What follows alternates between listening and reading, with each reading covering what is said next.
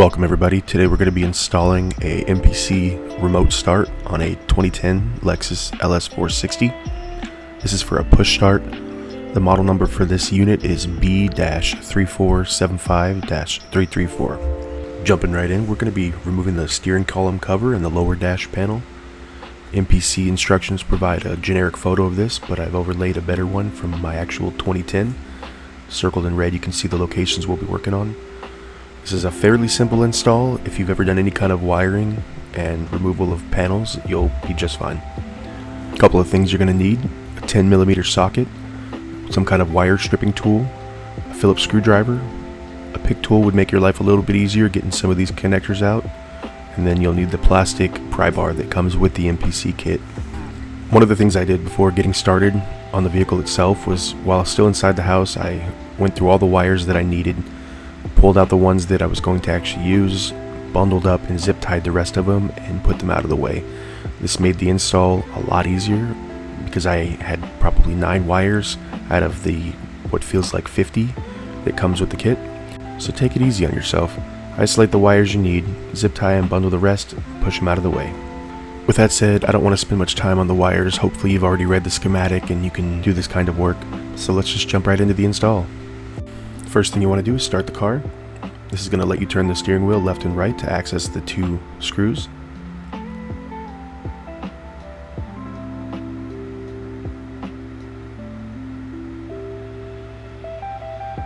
Next, we're going to use the pry bar that came with the kit to pry apart the clamshell, removing the top piece.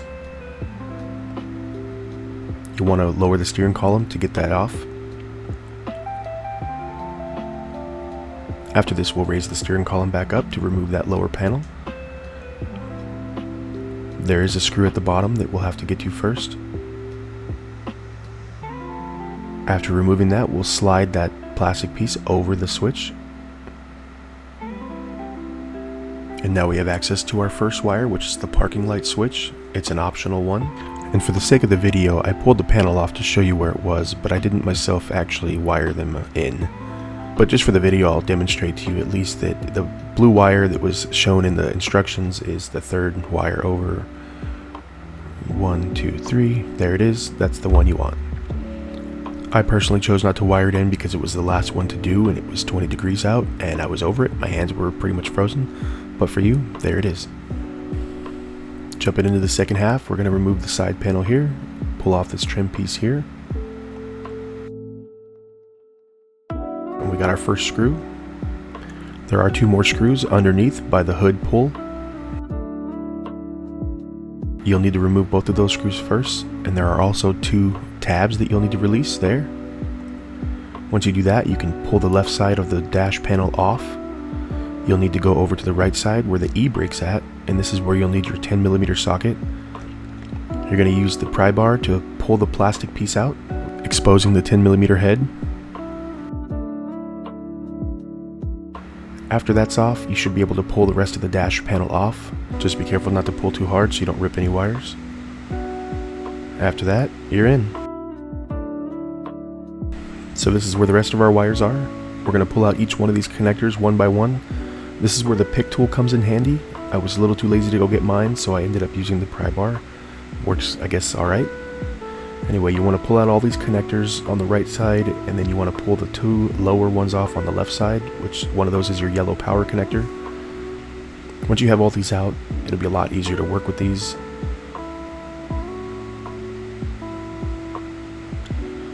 So following the instructions, we're going to be using what's called the strip, poke, wrap, and tape method.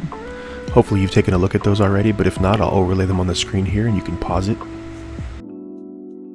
Right now I'm just fighting to get these wires out. Some of the connectors are a little bit more difficult.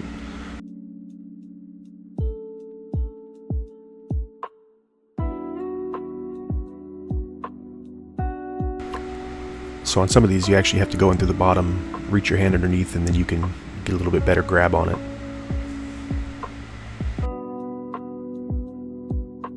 Alright, now that we're at this point, we're going to start stripping off about 1 inch of the sheathing on any of our wires that we're going to be connecting. This is actually another step that can be done inside if you have a little bit of time ahead of time. If not, use your strippers to just pull off about 1 inch. Here we're pulling off a little bit of the sheathing on our first wire, which in this case is the ignition wire. You want to be extremely careful not to actually cut through any of these wires, and the better stripper tools you have, the better off you're going to be.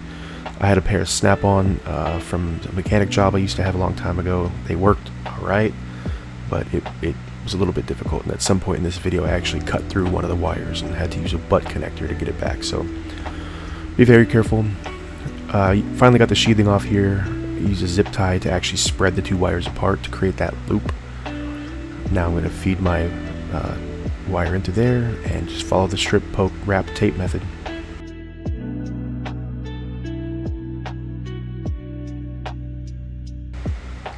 So you don't need much tape, probably a good 1.5 inches will do.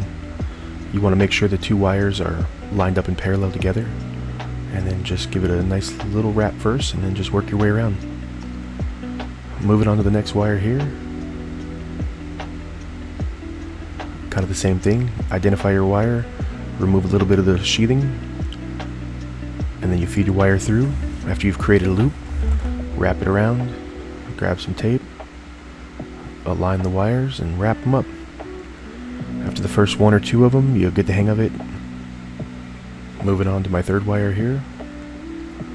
Stripping the sheathing off, working gently.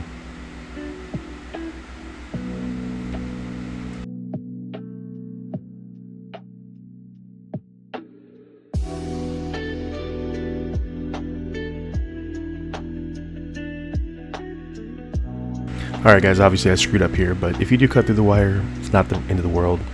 If you have a butt connector laying around, grab one. You might need a little extra wire in there or to fold it up because the wires are kind of small, but you can make it work.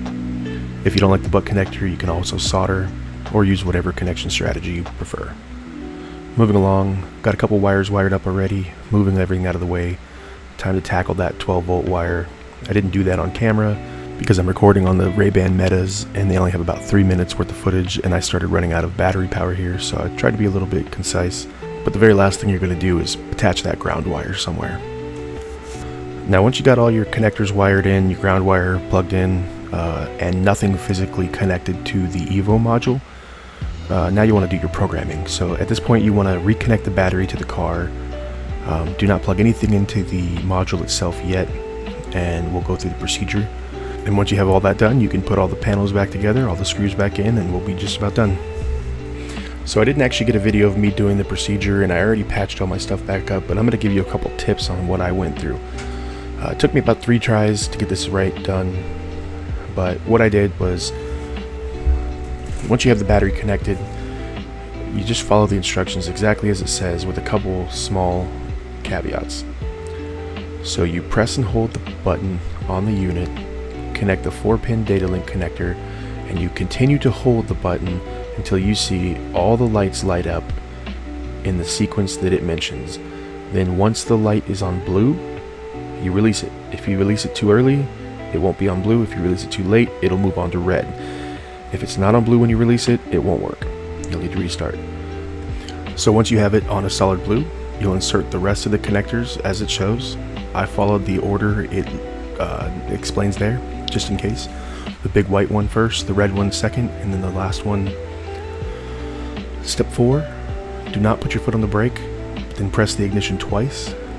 What you should see is the blue light should turn off. Now at this point you need to wait, because in about 3 seconds the blue light will start flashing.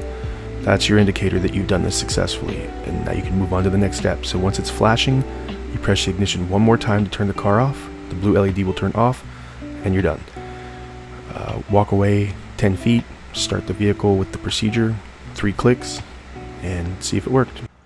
Alright guys, hopefully you liked this video, hopefully it helped you out. If it did, please feel free to give it a like and a subscribe, and comment any feedback you have down below.